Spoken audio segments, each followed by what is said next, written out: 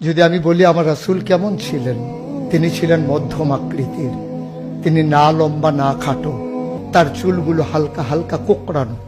তিনি কখনো বা যখন চুলের ভিতরে তৈল দিয়ে আছড়াতেন, অবাক বিস্ময়ে মানুষ তাকিয়ে দেখতেন, মনে হতো চুলের মাঝে যেন মৃদুমন্দ ঢেউ দেখা যায়।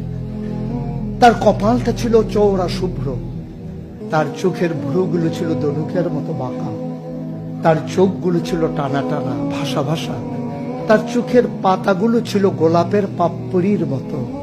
তিনি কখনো বা যখন চোখের পলক ফেলতেন, অবাক বিস্ময়ে মানুষ তাকিয়ে দেখতেন, মনে হতো মৃদুমন্দ বাতাসে গোলাপ পাপড়ি দোল খাচ্ছে।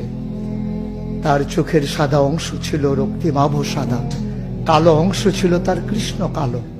তার ঠোঁটগুলো ছিল গোলাপি রঙের, তার নাকটা ছিল খাড়া, ছিদ্রগুলো ছিল ছোট ছোট, নাকের নিচেই ঠোঁটের উপরে ছিল চিকন সরু গোঁফ।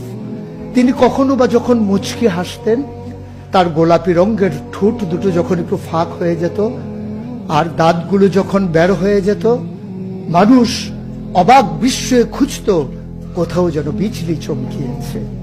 সুতরাং যার কোনো তুলনা হয় না, তুলনা মেলা ভার।